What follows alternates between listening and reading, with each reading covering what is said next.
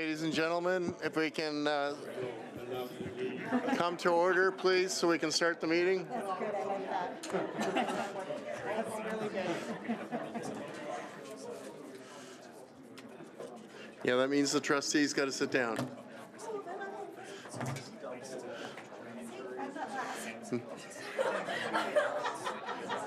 Neither you. Trustee Coburn? It's hard to rank. It's like wrangling cats.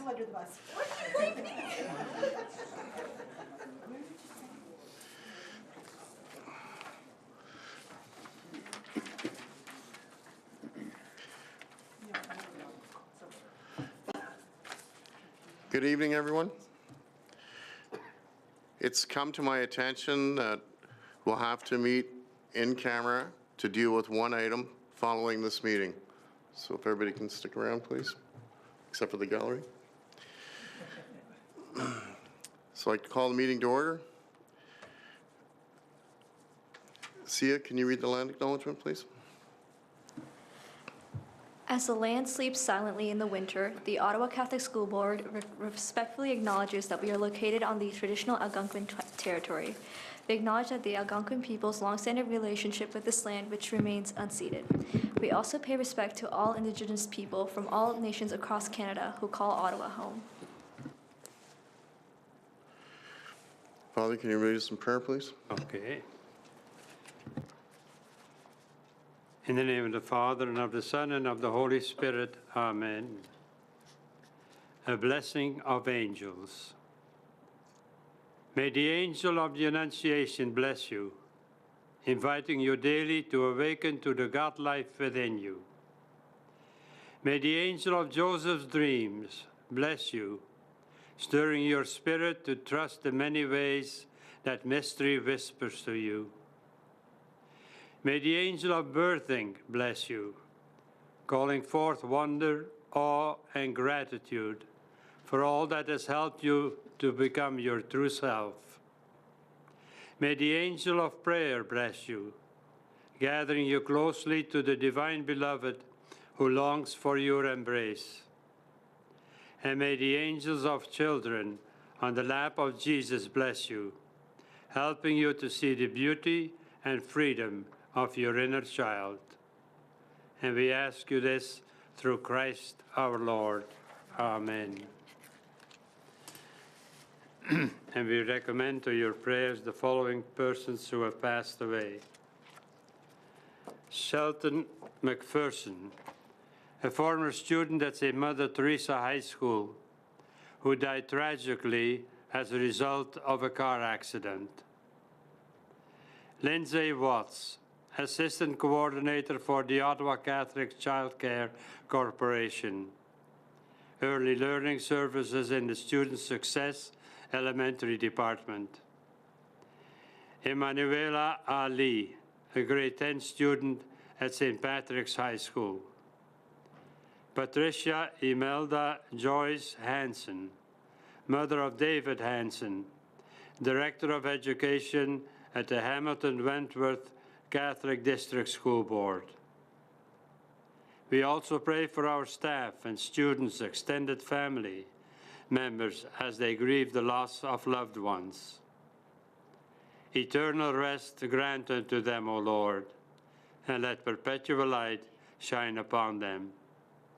May they rest in peace. Amen. In the name of the Father, and of the Son, and of the Holy Spirit. Amen. Please stand for the national anthem. Amen.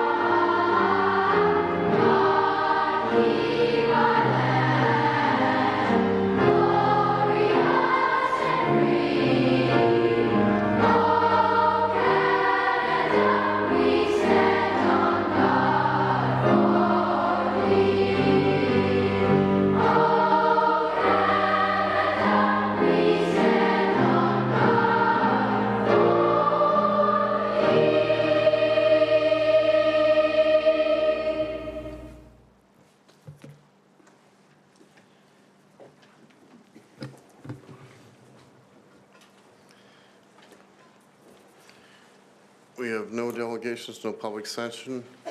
Can I get an approval for the agenda, please? Trustee McEwen?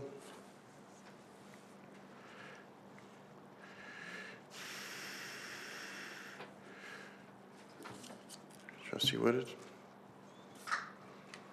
That the agenda for the regular board meeting It's okay. Joanne, use the microphone. Turn Father's microphone up.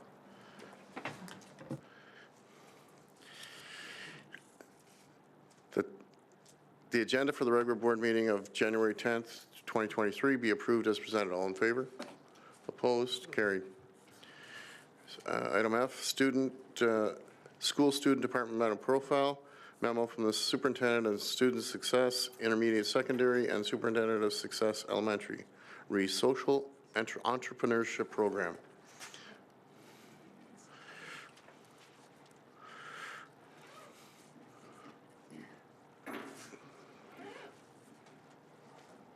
Welcome, ladies.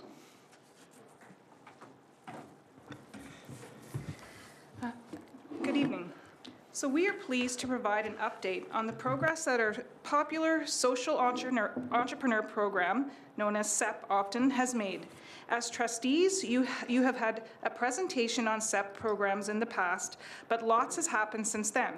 For example, we are so proud that more secondary classes are joining this authentic, deep learning experience.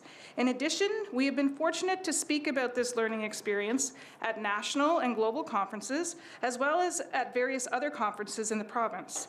In October, we were also able to highlight this program on CFRA.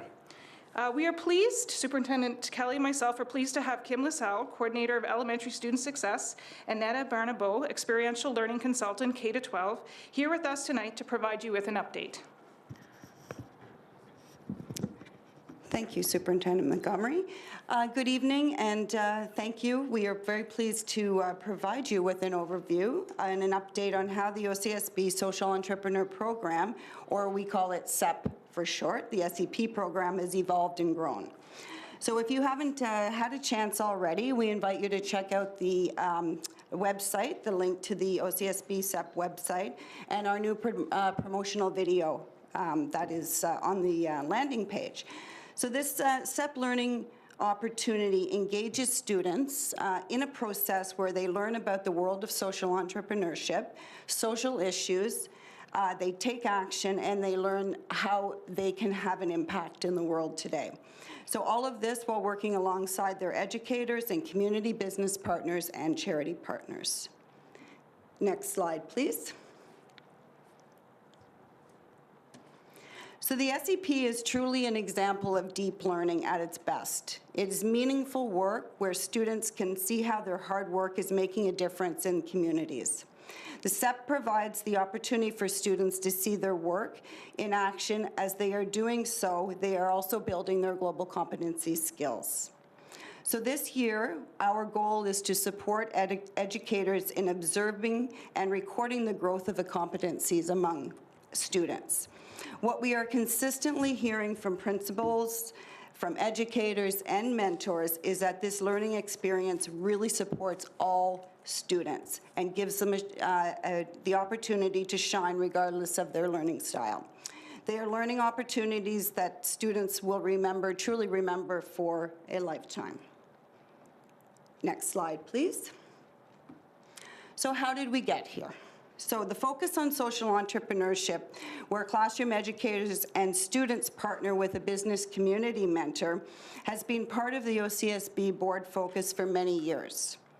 Prior to 2020, the program was offered by the nonprofit organization called the Learning Partnership. And as you can see on this slide, the program continued to grow, and a number of schools over the years were recognized with awards from the Learning Partnership. In 2020, after regional funding was no longer available, a team of educators, principals, and mentors recognized the importance of this learning, and they came together to create the OCSB SEP learning opportunity. So last year, we had 36 educators participating, and this year we are now over 50 and continuing to grow. Next slide, please. Here's a graphic that illustrates the structure of the learning experience. There is lots of flexibility and no deadlines or starting and ending dates. It is truly about the journey that is embedded in the cross-curricular areas. So in September to December, we like to call this the sparking interest phase. This is where we form those valuable partnerships, and they develop throughout the year. Many classes start by exploring and identifying the key UN Sustainable Development Goals that they wish to focus on. Critical thinking is alive and well as students engage in research teams. Partnerships with mentors and charities are growing, and many connections are being made with outside community guests and guest speakers. From January to February, we build the social enterprise. They decide on the product, service, or awareness campaign to focus on. And then from February to June, they build their enterprise and, in many cases, sell products. In June, we celebrate their accomplishments. Next slide, please. As mentioned, numbers of participating classes have almost doubled this year. We have more and more grades 7 to 12 educators joining the SEP program. SEP is a great fit for many areas of curriculum, from religion, civics and careers to business classes. In this photo, we have All Saints students in the ICT SHISM working with grade 4 students at St. Gabriel. They are collaborating to produce and brand videos that promote STEM education for all. This is also a valuable opportunity for more community members to learn about the SHISM program, the Specialist High Skills Major, as we call it, and to learn about what it's all about. We have also partnered with Jam Filled Studios and Rogers TV. These professionals are working with students and sharing their expertise. These students are so thrilled to showcase their finished product to their families and school community. Next slide, please. Here's a great example of an SEP that has continued to flourish. Last year, Miss Jacqueline's class at St. George started a business called the Bumble Squad, and they were focusing on protecting pollinators. They designed and sold cards for every occasion and used the Shopify platform for their sales. This became a school-wide deep learning focus. A portion of the funds went to the Wildlife Preservation Canada, and a portion went to creating their very own pollinator meadow and a peace path at their school. You can definitely read more about this learning opportunity on the SEP site. Ms. Jacqueline's class, along with other classes, have continued this work this year. The students have chosen to focus on the UN Goal 13, clean water and sanitation.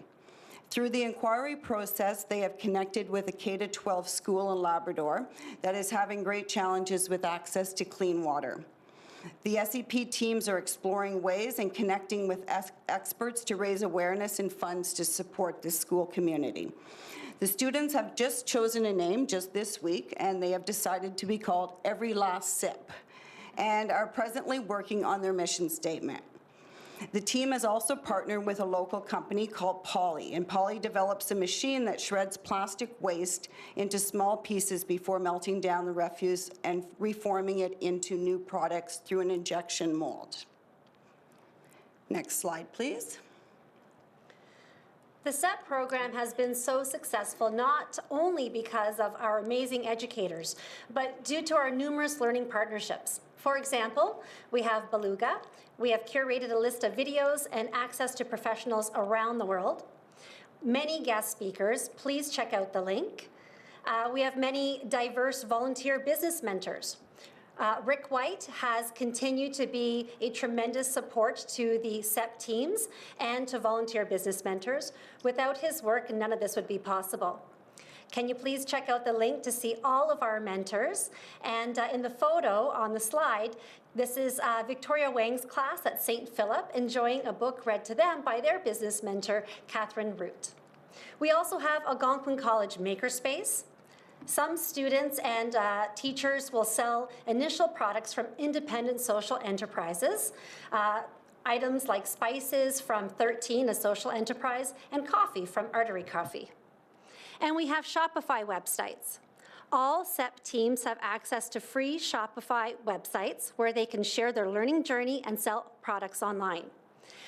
We even have one of our first stores available for you to view, the Riverside Kids Market, created by grade 2 and 3 students at St. Jerome.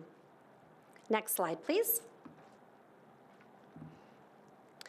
We also have learning partners that can help educators teach their students about entrepreneurship and financial literacy. Crypto Chicks have free workshops for grade 5 to 12 classes. So far, 10 of our educators in the SEP program have signed up for workshops like Entrepreneurship 101, website design, and graphic design. We also have partnered with Junior Achievement Ottawa for JA Money Matters workshops. These are financial literacy workshops for grades 3 to 8. Next slide, please. If seed money is needed, classes can create a Dragon's Den type pitch for experiential learning funding. Here are some examples from St. FX, grade 8 students created a 2 to 3 minute elevator pitch for seed money. They shared a Google Doc with me with all their materials that were needed. We made the purchases and delivered them to the school. And at St. Benedict, this past fall, students created a song for their pitch. Who knew that stickers could bring so much joy? Throughout the learning experience, teachers are encouraged to document the journey and share on Twitter. Here are some pictures from St. Anne and St. Benedict schools celebrating their accomplishments last year. Invited guests are principals, mentors, CEC support staff, and their charity partner. And we would love to have trustees too. Next slide, please. Next slide. Sorry. We invite you to check out the many testimonials on the website where you can hear from students, parents, mentors, educators, and charity partners. Netta and I thank you for this opportunity to share how the SEP has evolved, and we also invite you to explore the site, which is being updated regularly, including new Shopify stores. And Netta and I would be pleased to answer any of your questions. Thank you very much for your presentation. Questions? Trustee Lawrence. Thank you, through you, Mr. Chair. Okay, ladies, you made my new year. Like, this is just great. I'm glad that Superintendent Montgomery sent my email that I wrote to them on to you guys. This is absolutely wonderful, and I'm glad to see it's growing. My question is, how do you fund it? And is the ministry involved in any of this, or is this just our usual brilliant OCSB?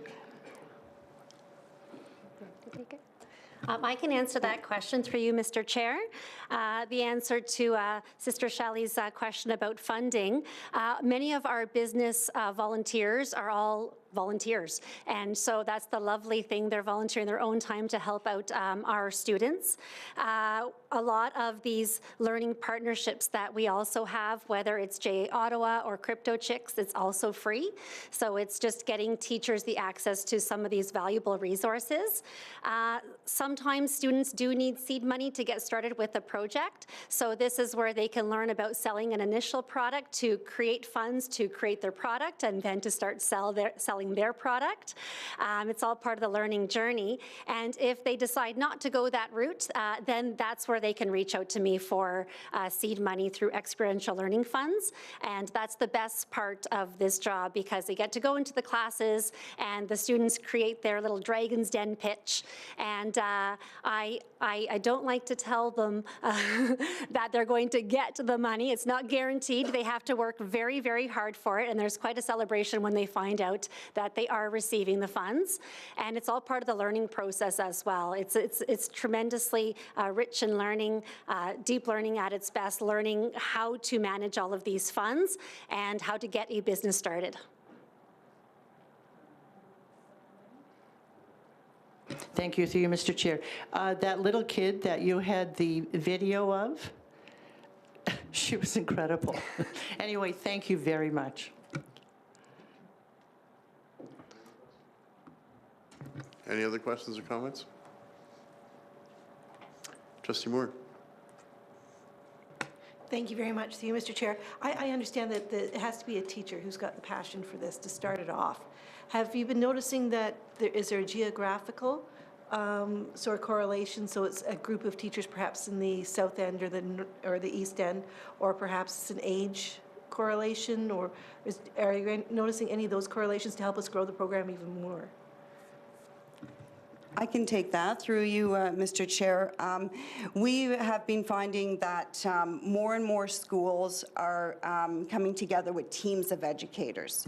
So at the beginning of this process, we would see maybe 1 or 2 educators at a school, and now we're seeing, for example, St. Benedict's School, I think there's 6 or 7 educators that are working together with a couple of mentors, and that's the power. That's where we're seeing, just by other educators seeing this happening in their schools. And I wouldn't say we have any geographical, there's nothing there. It's spread all over the school, all over the school board, and it's really exciting now to see it developing into 7 to 12, which is something we've been working on for a few years now, and it's very exciting to see that moving.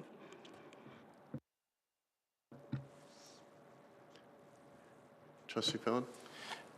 Through you, Mr. Chair, fantastic presentation. Really, really great job, and I'm continuing to be wowed by every time someone comes to the table here and teaches us or helps us learn about all the great things that are going on in the school board. So thanks for coming forward. Just a quick question on your learning partnerships in general. How do you go about getting, qualified people to come forward? I had a quick look at your list here of, learning partnerships that you have with some really big companies. Others on here are look like some OCSB grads, to be honest with you. I just recognize some of the faces and the names that are in there. Do you have a team that calls on these people? Do they come forward because they want to do business with us? How does that relationship work, if you don't mind me asking? Through you, Mr. Chair. Well, it's really a combination of all of those things. It's having connections growing up here in Ottawa and literally reaching out through social media. It's through many of these learning partnerships reaching out to OCSB and that sort of trickling down to us, and then reaching back to them and meeting with them, seeing how we can partner together. Even things like Twitter posts is where we can find some tremendous ideas and speakers. So it really is a combination of all those things. And then just sharing all of our information with other curriculum consultants to share with their networks, and all of that sort of trickles down. And just being new to the CEP team, I joined last year, I am always amazed by how many people in our community are willing to volunteer and want to work with our schools and want to share their expertise. And so it really is a community sort of coming together to make this work properly. Thank you. Any other questions or comments? Thank you very much, ladies, for your presentation. Can I get a mover, please? What's your name again? Trustee Lawrence. And Trustee Lawrence. And Trustee Melito.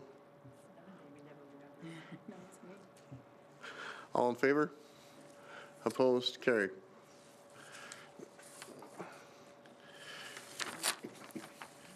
Declarations of conflict of interest. None? Confirmation of the minutes of the regular board meeting December 13, 2022. Can I have a mover, please? Trustee Moore. Trustee Phelan. That the minutes of the regular board meeting December 13, 2022 be adopted as presented. All in favor? Opposed? Carried. Unfinished business from previous meetings? Never. Trustee motions? There's none. Presentation and consideration of committee reports. Committee of the Whole Board of January 10, 2023. Madam Vice Chair. Mr. Chair, we have 2 recommendations to be brought forward. The first one was moved by Trustee Melito, seconded by Trustee Phelan, that the memorandum from the Superintendent of Planning and Facilities entitled New Fernbank High School Acquisition Budget Revision dated January 4th, 2023 be received, and that the recommendations contained therein be approved. All in favor? Opposed? Carried.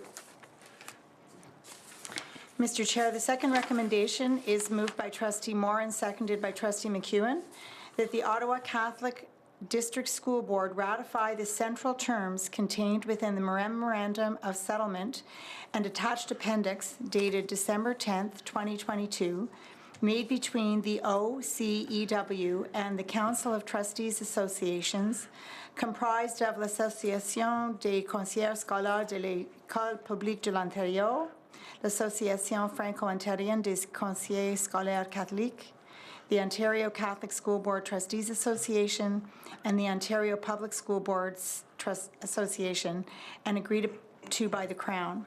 Further to that, the approval of the ratification of the central terms to be reported to OCSTA.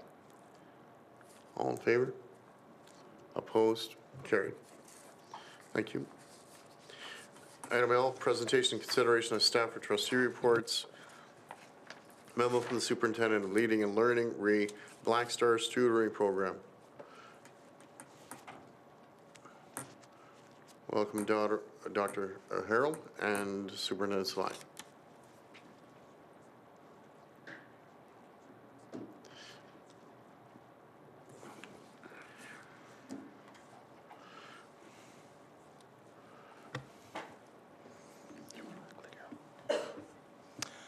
Good evening, Mr. Chair. Thank you for having Dr. Prince Ahuro and myself here this evening.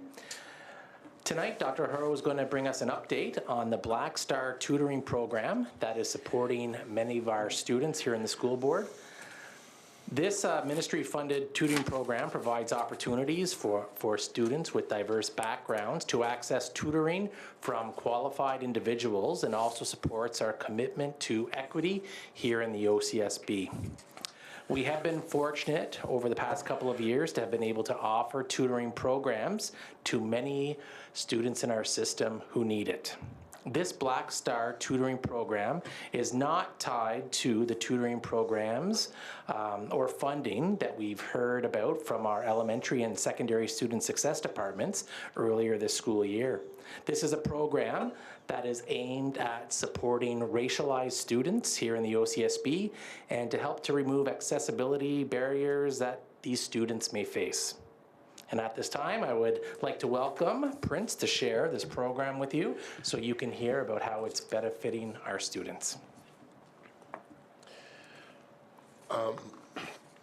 Through you, Mr. Chair, I want to thank the trustees, the Director of Education, Associate Director of Education, superintendents and members of the public for an opportunity to provide you with an update about our learning partnership between our institution and Jaku Combit, a community partner providing tutoring for students that self-identify as Black to improve their academic achievement and success.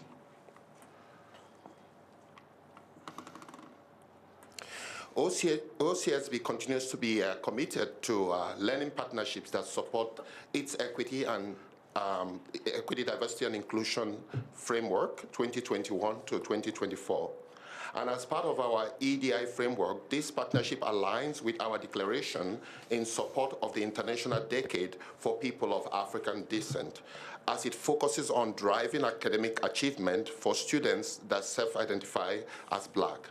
It also aligns with elements of deep learning, such as learning partnerships seen in our partnership with Jaku Combit, a Black community partner who I will elaborate more about in the coming slides.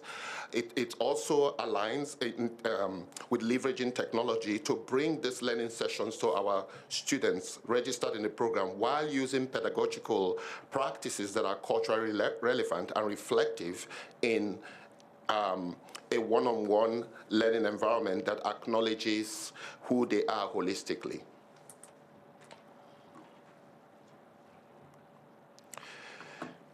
Black Star Tutoring Program by Jaku Combit aims to empower children and youth from diverse backgrounds with added and specialized knowledge of core subject areas, namely math, science, English, French, with the assistance of tutors. The program targets students from low-income areas, newcomers and immigrants, youths who may need assistance overcoming academic barriers and cultural challenges. It also is available to students who want to advance knowledge in core subject areas. I just wanted to make sure this is explained clearly. So it's not just for disadvantaged youths, but also for those looking to improve their academic performance. With the Black Star Tutoring, it offers students grades 3 to 4 in the Ottawa-Gatineau region opportunity to achieve student success through tutoring. It provides highly competent university-educated tutors who reflect the immigrant community. It eliminates accessibility barriers to tutors and allows tutors to connect with students in need of academic support. Since this program started during the pandemic, we have largely continued to run this program virtually. So that's how it started, and it seems to be working so well so far, so we've kind of kept it going.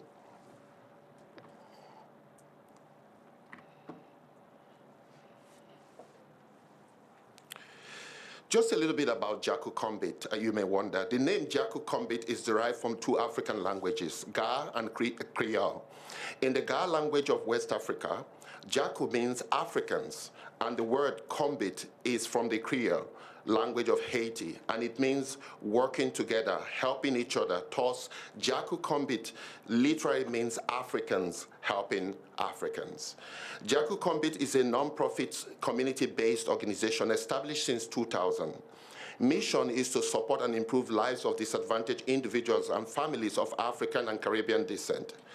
It tailors its services to African Caribbean population by using Afrocentric and cultural paradigm in supporting students of this demographic. Beyond tutoring, Jaku Kombit organizes cultural events such as Kwanzaa, which I attended over Christmas, Greatness is Within Me, Summer Camp, Ujima Job Fair, entrepreneurship and mentorship programs which connects Black youth with successful community mentors.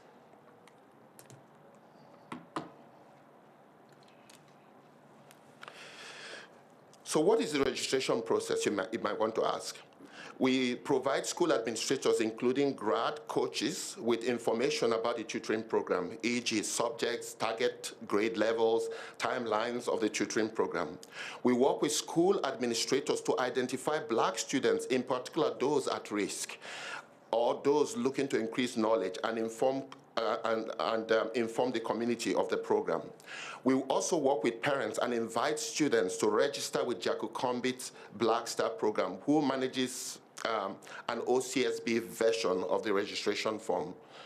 We identify students without access to Chromebook during the registration and work with principals to ensure that students are provided with the Chromebook for the program.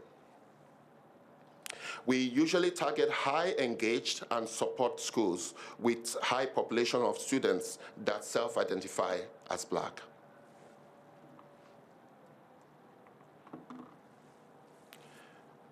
To initiate tutoring with those that have registered, the coordinator matches students with a professional mentor/tutor from within their own community. Tutors connect with parents and child prior to the first session to learn possible areas of development for the child so that they could personalize their tutoring. Tutors work with parents to determine if sessions will consist of 1 full hour of English or math, or 30 minutes of English and 30 minutes of math tutoring. And if support in French is needed, they also designate those that have a French background to support those students. Tutors meet virtually for an hour every week to tutor the student. Targeted outcomes include improved academic performance, increased self-esteem, motivation, and enthusiasm.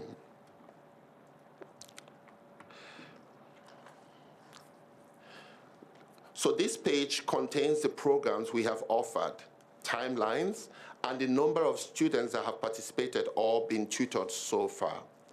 So currently, like I just took a peek at the registration for the winter, the new session that started January, and I saw we are at 110. So I've updated that. I did a quick update.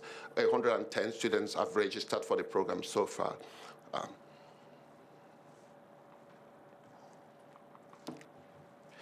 Feedback from parents have been great. In December, during the registration for the winter tutoring, parents were asked to provide us with feedback of the program so far. 82% rated their child's tutor from satisfactory to outstanding, and 60% felt their grades have improved a bit as a result of the tutoring they were receiving.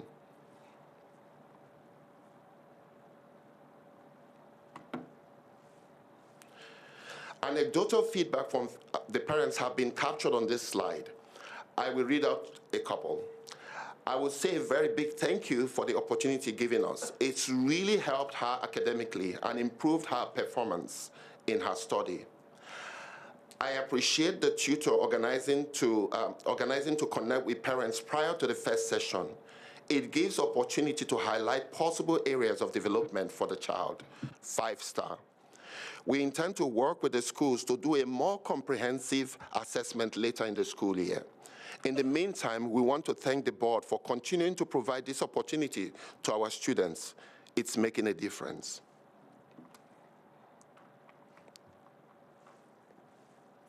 Thank you, Mr. Chair. This concludes our presentation. We will be happy to answer any questions at this time. Thank you very much. Questions or comments? Trustee Moore. Thank you very much, through you, Mr. Chair. With Dr. O'Hara, it's an amazing program. I just got a little confused in the registration process. So it's through the schools it's usually done, although the parents are contacted and asked for permission. But have you contacted like CSPA or gone through any of the other parent organizations to see if the parents could have an interest and let the school know they're interested? Like, so the parents, so like gone through CSPA or any of our other parent organizations to see if to let the parents know about it that way, or is that something for the future? It's something we could consider, but we've primarily been working with the schools so that why we've been working with the schools is so that they could help us identify those students that are at risk. In as much as we are targeting students that are looking to improve their academics, we are targeting those that are especially at risk, that maybe either as a result of socioeconomics, they might not be able to get extra tutoring. And we are working with those parents to see how we could get tutoring to them. And a lot of those parents have been very appreciative that they've been given this opportunity. No, I assume they were very appreciative, yes. Yeah. That's why I thought maybe the parents starting the process, but yeah, I get it. Trustee Simpson. Is there an upper limit? I'm not exactly sure how this is funded, and you are working with a nonprofit, and is it available to all Black students? It's available. Thank you for the question. Yes, it's available to all Black students that want to register. There is an upper limit.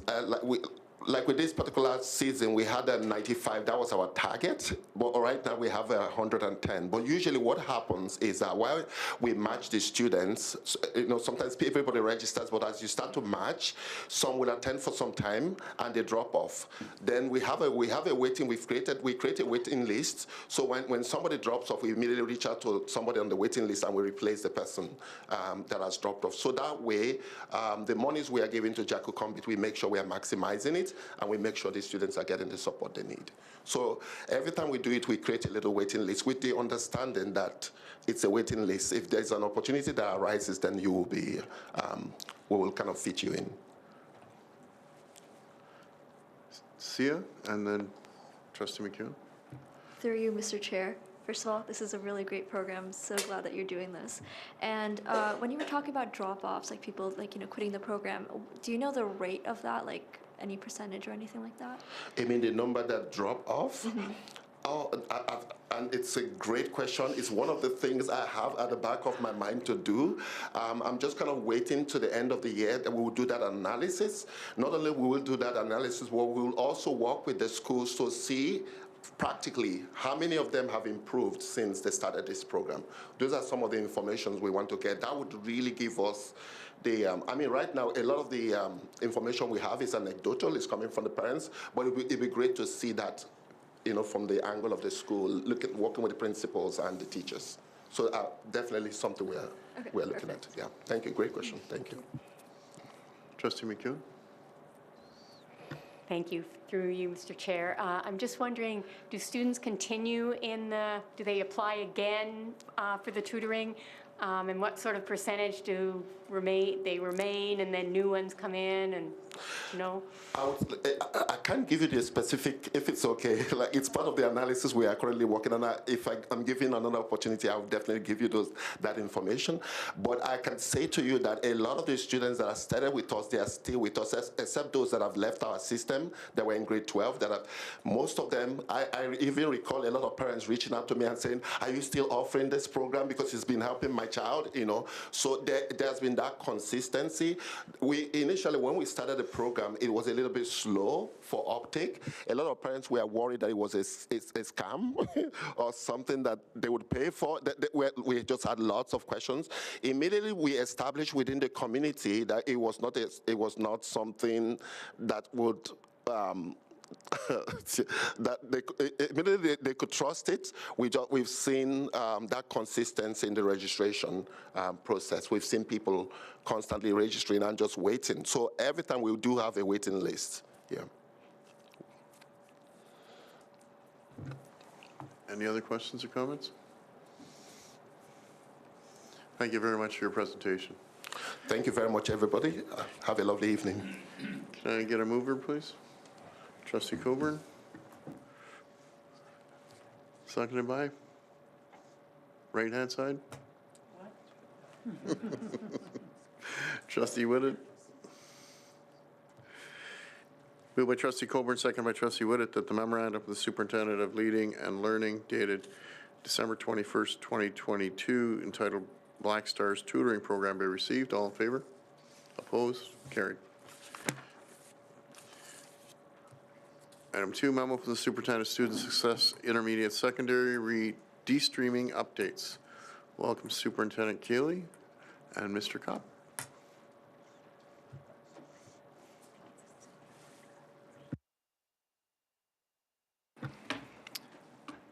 Thank you, Mr. Chair, and good evening. Ontario's vision for de-streaming is to address policies and practices that have traditionally negatively impacted students so that all individuals are supported and prepared for the senior program in secondary school, have equity of access to pursue any post-secondary pathway they choose, and to be successful in their future careers. Thank you in advance to our Student Success Coordinator, Rob Kopp, who will provide us with an update on the vision and objectives of de-streaming. Through you, Mr. Chair, thank you for having me here tonight. Ontario's plan for de-streaming is based on a research from the Organization of Cooperation and Development, Economic Cooperation and Development, the OECD, that recommended that school boards do away with streaming of courses for children under 15 years of age.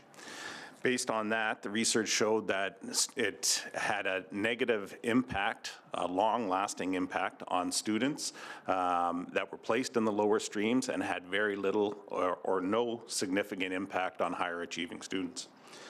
In particular, there was an overrepresentation of students, Black, Indigenous, racialized students, students with special education needs, students from socioeconomic households that were placed in these lower streams that were suffering the consequences post-secondary.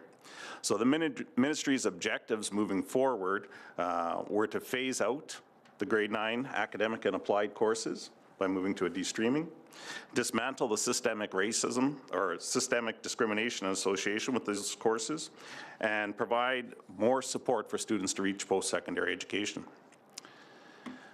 Based on that, the goals the ministry had outlined for de-streaming, one was the cultural shift in schools and school boards to identify and dismantle the discrimination and structural inequalities, increased educator capacity for effective, culturally responsive instruction, assessment, and evaluation in those de-stream courses, and increased student engagement and achievement and well-being. From our student success standpoint, educator mindset and capacity was a key factor in ensuring that students would be successful in these new de-stream courses and continues to be the priority for our department. This next slide provides a brief timeline of where the ministry is at with regards to de-streaming. So starting in the spring of 2020, the ministry released a new elementary math curriculum that leads into the new D-Stream grade 9 mathematics course, MTH1W, that began being implemented in September of 2021. In the spring of 2022, the Ministry of Education released the new elementary science curriculum that again leads into the release of the new grade 9 D-Stream science course, SNC1W. Starting in September of 2022, all grade 9 courses were being offered in only one stream. Courses that were previously offered in both academic and applied, namely your geography, English, French, and science, and math, of course, would all be offered in only one stream. Courses that were previously offered in both academic and applied were offered using the academic course code and, course code and expectations. So as an example pointed out on the slide deck, in grade 9 English, we use the ENG 1D course code. For the issues in Canadian geography, we use the course code CGC 1D. French as a second language, FSF 1D for the core French, and FIF 1D for the French immersion course. Math and science will use the MTH 1W and the SNC 1W courses already referenced. The ministry has recently announced that in this spring, they will be offering or will be providing a new elementary language curriculum. And starting in September of 2023, we will be using a new grade 9 D-streamed English curriculum, ENL 1W. Turning to the focus of how the OCSB is addressing the ministry goals that would have been outlined, starting with the cultural shift in school boards, this is something that is the work of all participants of the school board, not just the Student Success Department. And when you look at where our board is situated with the number of things that have happened throughout the years, we are well positioned to take this on. The mission statement of our Ottawa Catholic School Board to provide for all students with a well-rounded education for mind, body, and spirit provides the foundation to build upon for our work to dismantle discrimination and structural inequalities.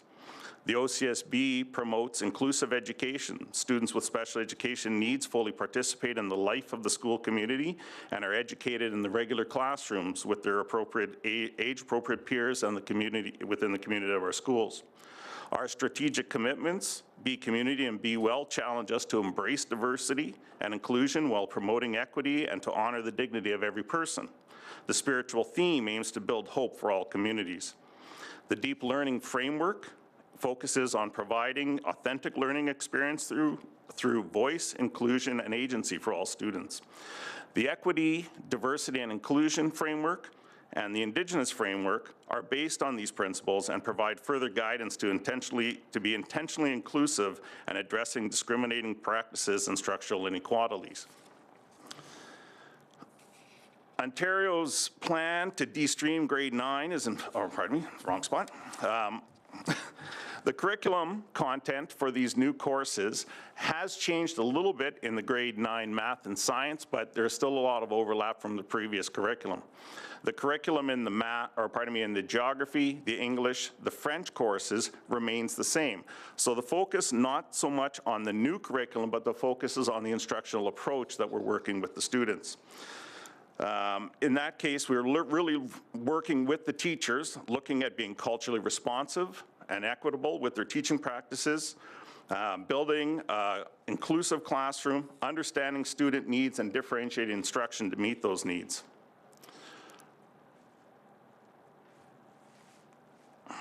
Some of the professional learning opportunities that have existed for all subject areas, be it math, science, English, French, or geography, have taken place in person, virtually, through Lunch and Learns, summer institutes, the Leading and Learning Journey, and of course, we've heard previous presentations about our STEM PD Day for science, technology, engineering, and math, where we had approximately 300 educators from our system able to take part in that. Cross-panel teams learn or help with the community or the continuity between the intermediate and high school grades and the transitioning of students between those grades. We have paid memberships for our teachers to access provincial subject councils, such as the Ontario Mathematics Association for Education, OAME, STAO, which is the Science Teachers Association of Ontario, and OAG, which is the Ontario Association of Geographic and Environmental Educators. These associations provide additional professional learning opportunities and resources specifically targeted towards the de-streamed classroom. Summer writing projects and system events, such as the Computer Science Education Week, our Science, Technology, and Engineering, or STEAM Week, Stand Against Racism Week, don't just provide resources for staff and students, but are great opportunities for us to collaborate with classroom teachers and model best practices across the system. Continuing with our increased educator capacity, we are really focusing on items like universal design for learning, which prepares for and removes potential barriers for learning and to equitize learning for all students. Assessment practices that emphasize collecting evidence of learning in a variety of ways and provide effective feedback to support learning. Differentiated instruction to respond to the specific needs and interests and learning characteristics of individual students. And we also provide a number of self-directed learning opportunities for teachers by providing resources such as building thinking classrooms, 5 practices for orchestrating task-based discussions in science, Pointless, an English teacher's guide to more meaningful grading, teaching math to multilingual students, and your students, my students, our students, rethinking equitable and inclusive classrooms, to name a few. When it comes to increased student engagement, we are really focusing on trying to establish that positive classroom culture, which begins with meaningful and relevant and restoring that joy in the classroom that much of it has been lost over the years of COVID, and celebrating all of the successes we have within our schools. Building upon the deep learning framework, which aims to highlight authentic learning experiences, such as the CEP that you already heard from tonight, through voice, inclusion, and student agency. We try to emphasize the student voice and listening to what students are interested in. We are selecting and using more equitable, culturally responsive, and relevant texts in our English classrooms. We're promoting safe and inclusive classrooms that foster love of reading and develop a positive reader identity, and ensure that all students are represented in the curriculum. Providing greater access to resources for hands-on activities, specifically for new curriculum expectations such as the coding and STEM or science, technology, and engineering, mathematics-related areas. We're trying to promote and honor all secondary pathways, especially the areas of the skilled trades and technologies. And just to sort of wrap it up, I know you probably can't read the text on that screen, but that kind of captures what we're hoping to see in all of our classrooms. And the text from the tweet says, "Check this out, the lunch bell rings and no one notices. Grade 9 English students engaged in the thinking classroom at Notre Dame High School." And the students were so engaged in their activity that they could care less that the bell would ring and that they can, had that opportunity to leave for lunch, which is normally the priority of the day. So we're hoping to see that type of engagement and interaction within all of our classrooms throughout the school board. Thank you. Thank you for your informative presentation. Questions or comments? Sia. Through you, Mr. Chair. So for the, for geography and French, is applied, I know that you said that it's all in one stream, so are we still using the academic, curriculum for, geography and French and stuff? Through you, Mr. Chair. For English, geography, and French, if you do a side-by-side comparison of the curriculums, there was very little difference between the academic and the applied curriculum. Some minor changes. When it looked at the English curriculum, they were in fact the exact same. What the approach was when the curriculum was first released a number of years ago was supposed to be the instructional approach. So there wasn't a need to release a new curriculum at the time when they started to work towards de-streaming. It was really more that emphasis on the instructional approach to meet the needs of the students. Through you, Mr. Chair. And so are we seeing any students struggling because there's no applied or applied version of these courses available anymore? Through you, Mr. Chair. As with any change, there are often struggles and bumps and bruises in the road. We don't have a lot of evidence to measure it on. If we look at our success or our pass rates for the courses, we don't see any significant drop-off from where we were with the academic and applied. The percentages hold as far as seeing the number of students being successful in the courses. When you look at our EQAO data that was recently released from grade 9 math from last year, again, it is comparable to previous years, so we haven't seen a significant drop-off in achievement. This is the first year where we will have all grade 9 courses in the initial stream, so we don't quite have that data yet because we're not at the end of semester 1. Trustee Moore? Thank you very much, Mr. Chair. I got to tell you, it's about time, and it's awesome to see the work that's happening. It seems to re-energize people, doesn't it? It's a lot of energy in your voice when you're telling us about this. Thank you very much for your hard work. Trustee Simpson? Thank you. That was a great presentation. And I smiled when you said all implementation plans come with the little bumps and bruises. And this is although I agree with you that our school board is extremely well positioned to take this on, it's still a monumental task to be doing this level of differentiation and all of the things that come with it. What I'm curious about is, do we have any plan to try and measure if we are being successful? I know the ministry has pushed this out. Do they have any plan to measure that this is being successful? And I agree that it is the way to go, but like all things that are implemented, we have to have some kind of database to gauge if we need to sort of move in a different direction. Through you, Mr. Chair, I can't speak specifically for the ministry for what their plan is. I do know the data that they look at primarily comes from board improvement plans. They look at the EQAO data, both the grade 9 assessments. They also look at the 3-6 and obviously the OSSLT. From our standpoint, we look at engagement as far as the teachers that we're getting involved in our professional learning opportunities, because that's where we will see the shift in their practice. Obviously, we still are faced with a number of challenges engaging all of those educators, not for a lack of will of wanting to participate, but obviously with occasional teacher shortages and whatnot, and finding time to organize the professional learning. Success is one part by, I think, basing on the data, the achievement data that we have within the school, but I think we find a lot of success when we hear other presentations, such as the one from Dr. Prince O'Hero earlier, where we're trying to engage all parts of our community and getting that informal feedback that we'll get from student climate survey data, those types of things, to see how well students are feeling connected and collaborating within the school and find a place within the school. So that, along with our achievement data, is where we'll find how well we're meeting the needs of all of our students. Go ahead. Are teachers being given an opportunity, coaching opportunities, teachers that may be struggling with this level of differentiation? Because for some teachers, this is going to be a large change in practice. For other teachers, it won't be as much of a change. So do we have any champions out there that would be willing to coach other teachers?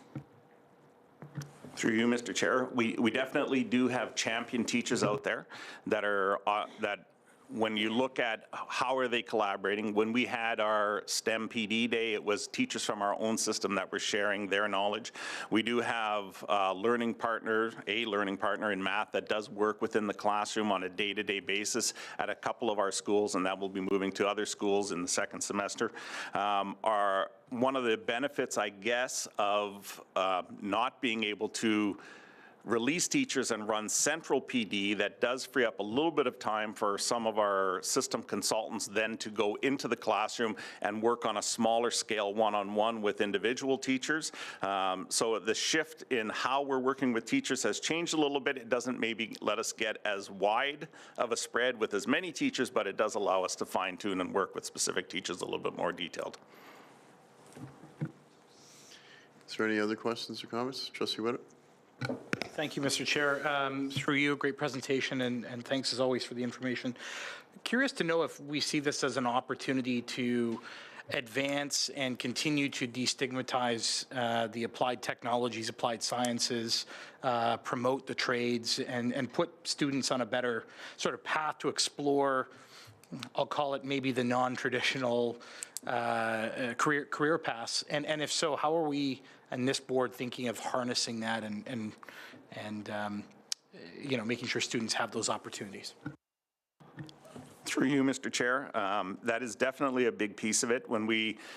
Often when we hear the post-secondary opportunities, we generally, I say that as a general statement, often think of the university as the post-secondary avenue. But really, when we talk about post-secondary programs, we are talking about the skilled trades, we are talking about the apprenticeships, we are talking about college, we are talking about the world of work, we're talking about whatever pathway the student chooses to take. The big step is getting these students to graduate high school first.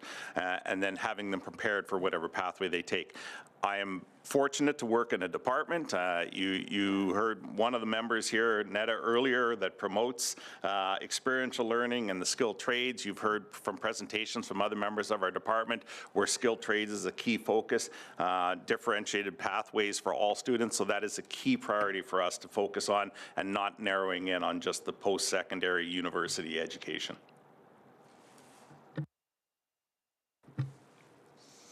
Is there any other questions or comments? Father. Through you, Mr. Chair, I was just wondering, the streaming was introduced and now it is deconstructed. What was actually the reason for doing so? Is it for the benefit of the students, or you know, you were talking about the trades. I was just wondering what the reason for the de-streaming was from the government. Thank you. Through you, Mr. Chair, you are correct. When streaming, de-streaming has been tried before, which is sometimes brought up by teachers, and it didn't work before, and they're back trying it again, I guess, if we want to say it that way.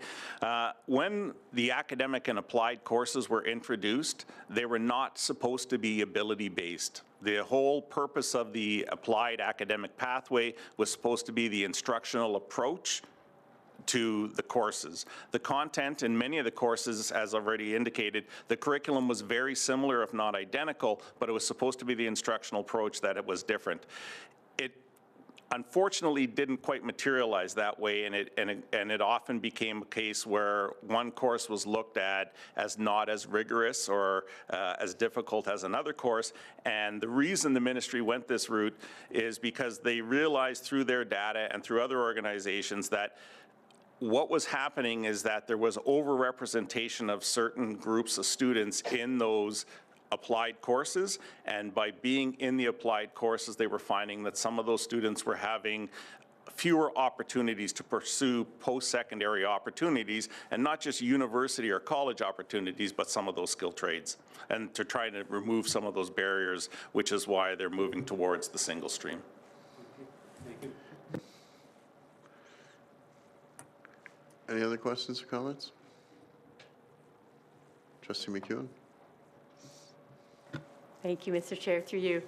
When will we be not using the word de-streaming anymore?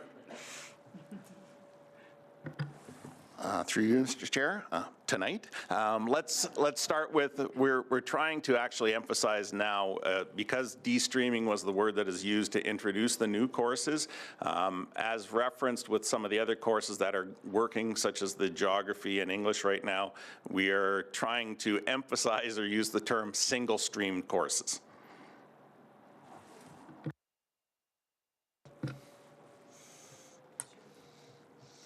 True.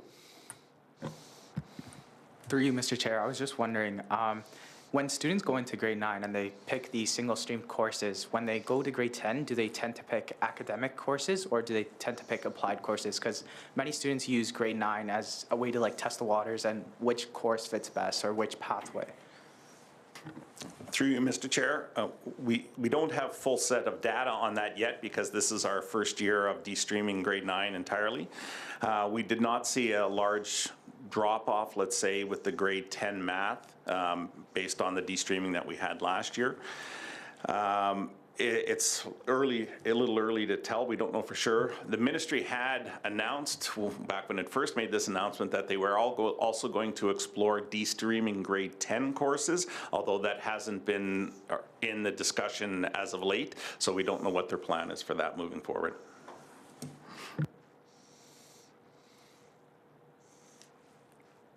Last call.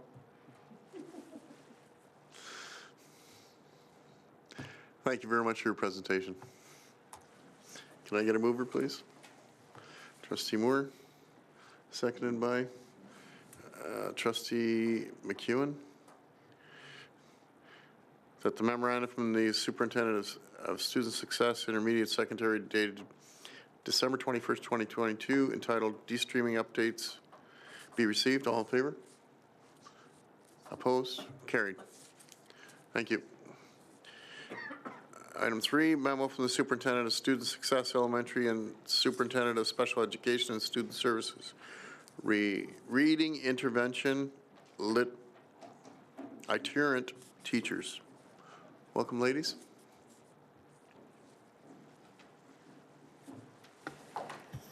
Good evening again, Mr. Chair and trustees. So this is not the first time this year where you've been given an update on the reading strategies we are using at OCSB to support our students. But this is the first time you're specifically receiving an update about our very specific role we created for September 2022. The role is called Reading Intervention Itinerant Teacher. We dedicated 4.5 teachers to K-6 and 1.0 to 7 to 12. These positions were created for many reasons, but they were ultimately inspired to support the many recommendations in the Right to Read report regarding curriculum and instruction, early screening, and reading intervention. Tonight, we will bring you an update on how these roles are supporting our staff and, of course, our students. We are fortunate that we are also able to support job-embedded professional development via these roles. We will also review the steps we have taken interdepartmentally to address the reading intervention process in general. Superintendent Benton and I are pleased to be joined by Catherine Wake, Coordinator of Elementary Student Success, Christina Calazante, Consultant for Early Years Literacy, and Lorinda Cudmore, Lead Psychologist. Thank you, Superintendent Montgomery. Happy New Year, everyone.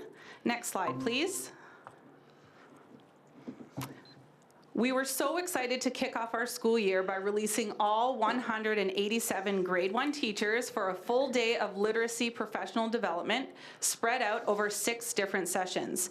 These sessions were led by 2 different departments. We spent half the day diving into the science of reading, and the other half of the day we spent on training teachers on a new screening tool, which Dr. Cudmore will go into in more depth on the next slide. We know that literacy is everybody's responsibility, so it was really important for us to include members from all departments to attend this session to create cohesion around literacy so that we can all support these goals from each area. Next slide, please.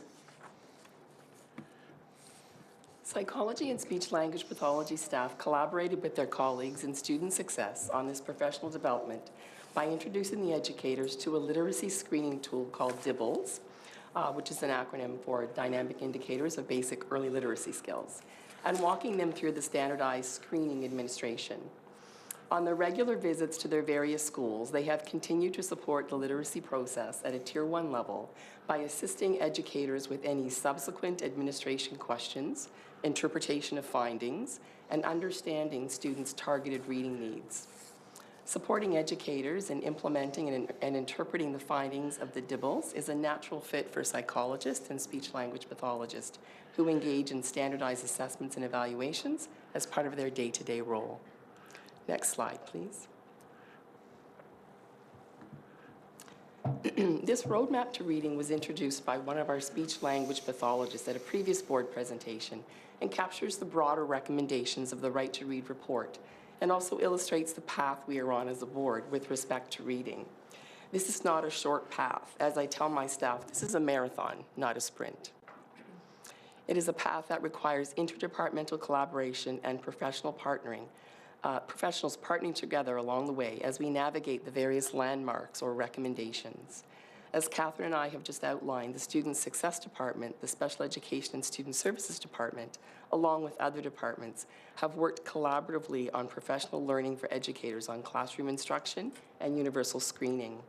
And we continue to work together as we move along the road to reading, including supporting and collaborating with the reading itinerant teachers. Next slide, please. So grounded in that roadmap to reading, we created and hired for new positions called Reading Intervention Itinerants to support those various points along that roadmap. They have been a wonderful addition to our literacy team.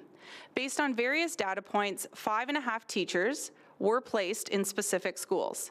Their schedules are split to a half day at one school in the morning and their second school in the afternoon. So within that day or within that one school, one block is meant to run an Empower group and the other block is spent supporting job-embedded teacher professional development. Next slide, please. The reading itinerants are a valuable resource in the schools they support.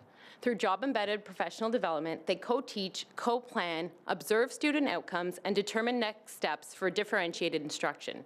At the present time, they have been focused on supporting grade 1 and grade 2 teachers with the implementation of the Flyleaf reading program, which is considered a tier 1 intervention, and we'll review that in the next slide. The itinerants support educators with both whole class and small group instruction, depending on the needs of the class and teacher. The Twitter image on the screen shows an example of literacy centers designed to support all strands of literacy while allowing for the teacher to provide small group targeted instruction, which is essential.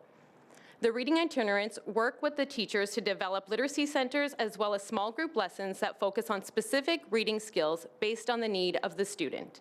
Next slide, please. Over the last 5 years, we have been using the response to intervention approach to support reading instruction.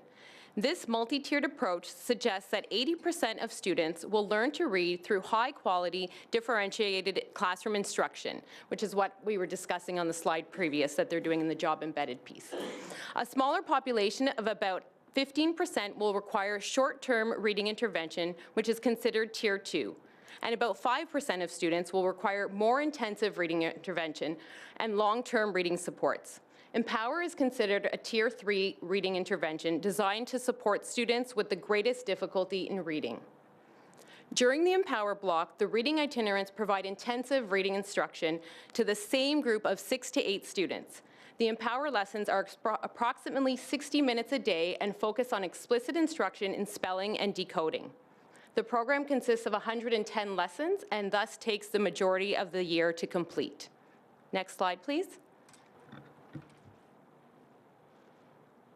These roles have been well received by the principals of the schools. The strength of this role really comes in the learning partnerships that are being created. As Principal Stephanie Myers writes, there is a reciprocal relationship developing where both the reading itinerant and classroom teacher are learning from each other to develop best practices and personalize reading interventions. Next slide, please. When we discuss impact, capturing student voice is a really important piece. We have a student who exclaimed that he can read all the signs now. We also have another student who is able to stand in front of her entire school and read during an Advent liturgy. These voices and moments are life-changing for our students. Next slide, please. Parents have been reaching out to the itinerants to express their gratitude.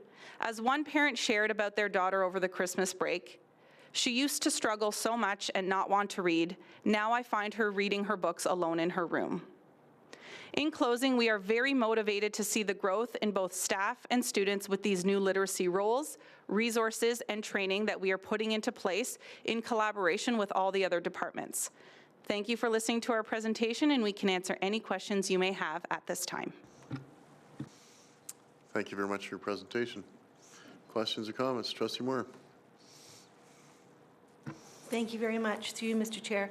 The role of their itinerant reading teacher, awesome. Now, what happens, unfortunately, right now we have problems getting staff to replace right now. So for teachers, are the reading itinerant teachers, are they ever just pulled away to go and sit in a grade 4 classroom or teach a grade 4? Or are they, that's not allowed, they have to do Empower? Through you, Mr. Chair, these are dedicated roles specific to what their job is supposed to be done. So, for example, the Empower program, they can't be pulled away in order to complete the program. We're already in a limited timeline, and we have to complete the Empower hopefully by the end of the year. So they are not being pulled away for coverage reasons. Excellent, thank you. Trustee Simpson. Thank you very much. I'm a huge fan of upstream intervention in grade 1 and 2.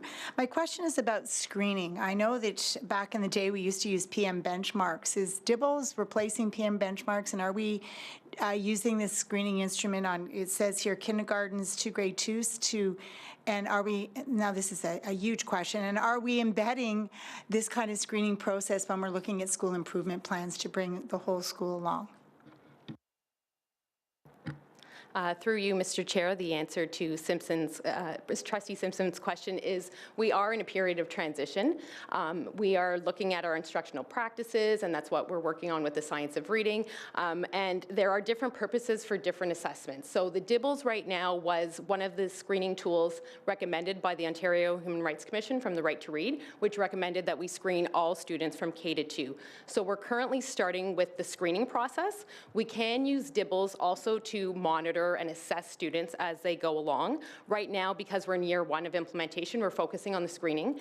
PM benchmarks is still around, and we're just trying to encourage teachers to understand the limitations of a PM benchmark and what it's actually assessing. So when we were using PM benchmark, we weren't really using it to screen necessarily. It was more as an assessment and evaluation tool. So if a teacher still wants to do that based on their instructional practices, that's okay as long as they're using, we've always encouraged a variety of assessment tools, right? We want to make sure we're tapping into all the individual skills that are needed for successful reading.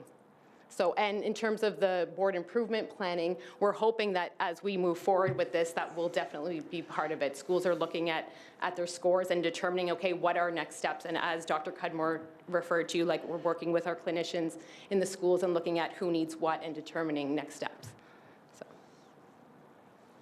So just as a point of clarification, are we using DIBELS more for screening children that we're thinking that are at risk, and then our hope would be to implement it across all the grade levels? Is that sort of what I'm getting from this? Yes, through you, Mr. Chair. We are using it as a universal screener right now, so screening all students. But as we move forward with progress monitoring, we might only use it with specific students who, based on the initial screening, we need to continue to monitor. Does that answer your question? Okay, thanks. Any other questions or comments? Anyone else besides Trustee Moore? Okay, Trustee Moore. Sorry, got me curious. Dr. Cudmore, DIBELS, a well-done psychoed assessment done with a student who's in grade 2, not usually much younger because it's hard to do, and done again in grade 12, can often show the exact same profile because it was well done and it shows where the gaps are, where the strengths are. So can DIBEL be used at a younger grade to start looking at some of those sort of, will it point out some of those gaps and strengths? Great question for you, Mr. Chair. Yes, the DIBELS is a screening tool, so it's like taking a temperature. Okay. We want to take a temperature and say, do you have a fever? Do you not have a fever? Do you need something else? And what do you need? And so that screener is going to allow us to know what to do. Our assessments that we do psychologically for psychoed assessments are kind of way down the road. Yeah. We want to get those kids screened. We want to see who needs what support, get that support in place before we have to go in and do an assessment. Once we monitor and determine, is that child not benefiting from that intervention? Do we need to do another intervention? And if they're really struggling once they've gotten the most intensive supports we can give them, then we need to look at what's going on here. But that's all based on a response to intervention model where we look at how are they responding to that intervention. So it's a really important universal screening tool that's going to hopefully help us really target those assessments. Okay, thank you. Mm-hmm.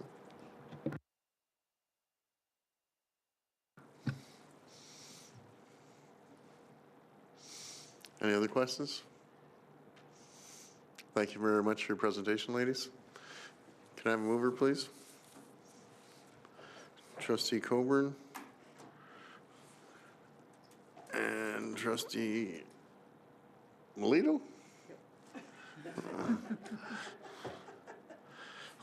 that the memorandum of the superintendent of student success elementary and the superintendent of special education and student services dated December 21st, 2022, entitled Reading Intervention Itinerant Teachers be received. All in favor? Opposed? Carried.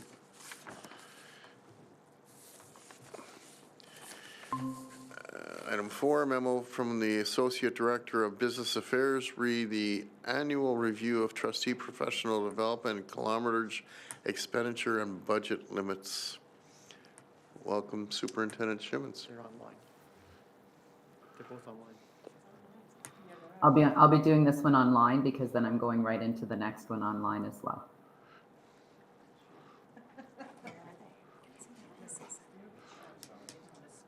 Okay. You'd like me to start, Mr. Chair? Go ahead, yeah. Okay, thank you. So thank you, Mr. Chair. The report before you is the routine annual report for trustees' professional development and kilometerage. It provides an overview of 2 items, the actual expenditures for the 21-22 school year, as was recently completed with our fiscal year end this past November. And it also seeks the approval of the proposed budget going into the 23-24 school year so that we can begin building that. Looking at the actual expenditures for 21-22, so the budget for that year was $41,000 with the actual expenditures being $8,760. There are a couple of reasons why the expenditures were so low in relation to the actual budget. One of them, obviously, is similar to what we've seen in the prior year, and it's the impact of the pandemic, and it continues to influence the number of in-person conferences that are made available and the attendance at those conferences. The second item is the AGM this year was held in Ottawa. So there's a variety of conference locations from year to year. And obviously when it's held in our hometown, it does impact upon the actual costs related to the PD for that conference.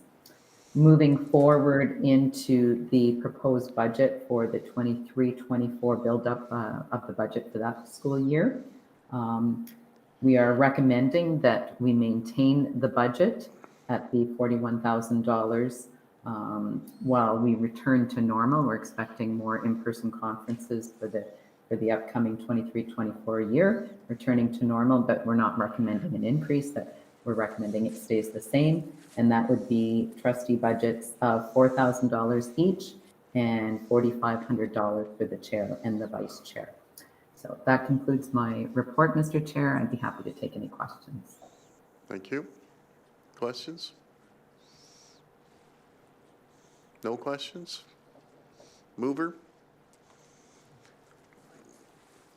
Trustee Lawrence? And Trustee Phelan? That the board approved the $41,000 for trustee professional development budget and for the inclusion of the 23-24 budget as unchanged from the previous fiscal year. All in favor? Opposed? Carried. Item 5, memo from the Associate Director of Business Affairs for the interim financial report for the 3 months ended November 30th, 2022. Welcome back. Thank you, Mr. Chair. I will be handing it over to Shelley Donnelly, our Manager of Finance, to provide you an overview of the interim statements for the first 3 months of the school year till the end of November 30th, 22. It's pretty early in the year. We only have 3 months in. However, she will also give you a bit of an overview on what the revised budget, revised estimates, as we call it, that was filed with the ministry for December. So those adjustments. And with that, I will hand it over to Ms. Donnelly. Thank you. Good evening. Through you, Mr. Chair. I'm pleased to present the November 30th interim financial report, which represents revenues received and expenditures spent for the first 3 months of the school year. On page 3 of the report, which you can find linked in the memorandum, you will find a summary of the board's average daily enrollment. You will notice that our revised projection, which has been updated based on actual October 31st and projected March 31st numbers, has increased by 1.4% or 622 average daily enrollment from our budget, or it's 2% overall from prior year. The impact of this we will see on the summary of operating activities, which you can find on page 4. So on page 4, starting with the first two columns, budget and revised budget, you will see the impact of the 1.4% enrollment growth with an increase of GSN revenues of 8.2 million and related increases in staffing costs for 40 teachers, 54 EAs, 2 ECEs, and a vice principal. At the bottom of the page, you will see that despite the increase in enrollment, the board's overall drawdown on reserves has increased from a projected deficit of 4.4 million to 5.5 million, which is mainly due to unexpected increases in our sick leave costs, which ended up being 1.4 million beyond what we originally budgeted for. The third column on this statement reflects cash received, committed, and paid between September and November. As such, it doesn't reflect the actual year-to-date financial position or surplus deficit of the school board. So you will notice that both revenues and expenditures overall, though, however, are trending similar to prior year at 27.5% of revenues received and 24.1% of expenditures committed or spent by November 30th. Further details on our expenditures can be found on page 8 of the report, which is titled Schedule of Operating Expenditures. Overall, our spending is fairly consistent with prior year as of November 30th, with overall salary and benefits at 127.6 million and other expenditures at 24.3 million. On page 11, you'll find the schedule of other revenues, which details various special grants and other funding that the board receives, such as the tutoring support program and our international student tuition fees. Funds received to date are as expected and in accordance with related agreements and contracts. And finally, on page 13 is the statement of capital activities. Unlike the operating statement, we have not included commitments under the expenditures to date, as some of these commitments span past this fiscal year and would not be comparable to the budgeted amounts. These commitments total 38.2 million as of November 30th. The actual expenditures column shows that the board has spent 7.8 million on capital projects for the first 3 months of the school year, including the new Barrhaven South and Fernbank Elementary School. The middle section of this statement shows financing activities to fund the cash flow for these capital projects, for which the board finances through bankers' acceptances until reimbursed by the Ministry of Education or educational development charges for land. And that concludes my presentation for the November 30th financial report, and we'd be happy to answer questions at this time. Thank you very much. Trustee Whitted. Thank you, Mr. Chair, through you, and thank you for the report. I just want to go back to what you mentioned, the $1.4 million in overages and sick leave costs. That's a staggering number, but not surprising given the climate we're in. Could you just remind us if there are any additional funds or support or COVID monies that are being made available through the Ministry of Education to help address that, or are they expecting us to shoulder that through drawdowns on reserves? And if that's the case, I'm just curious what boards, some boards who don't have that kind of capacity in reserves, what they might be doing.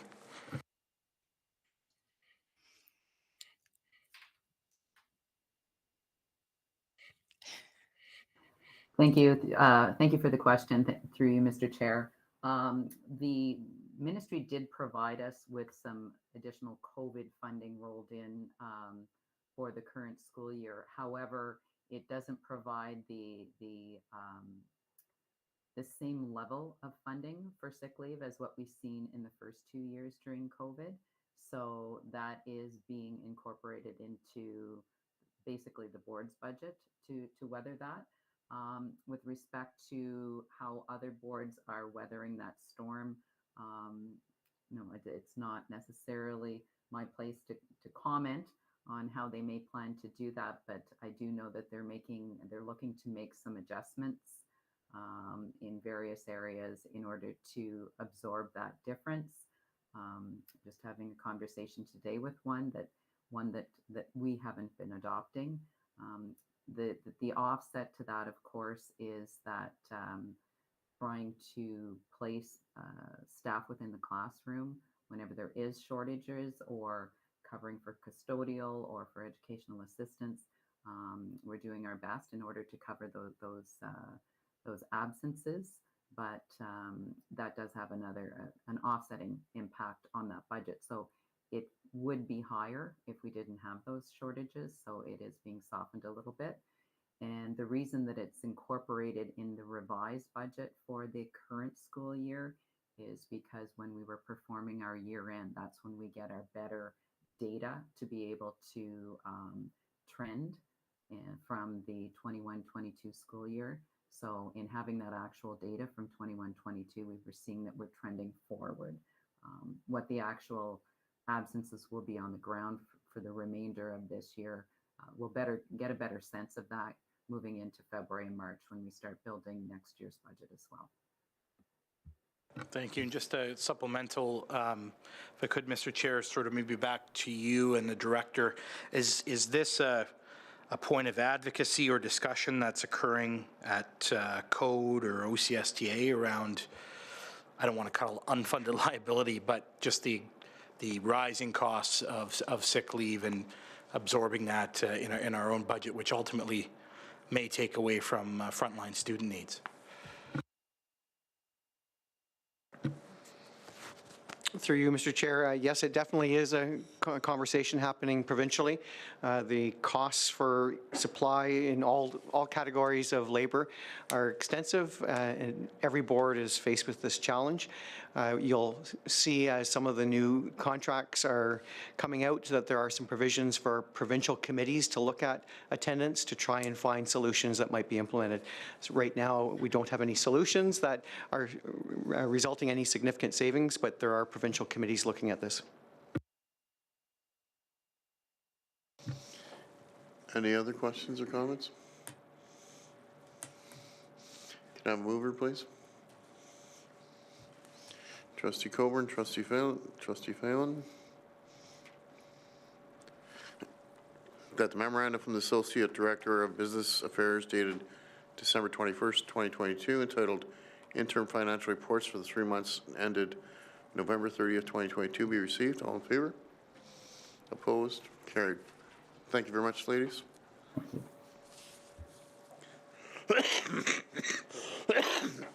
Excuse me. New business, there's none. No notice of motions. Confirmation of the action report for December 13, 2022, please. Trustee Whitted and Trustee Simpson. That the action report covering the period of December 13, 2022 be received. All in favor? Opposed? Carried. Inquiries? Administrative announcements? None. Adjournment. Trustee McEwen. And? Remind the gallery they'll have to leave. I need a seconder first. Trustee Lawrence. That the regular board meeting of January 10th be adjourned at 8:38 p.m. All in favor? Opposed?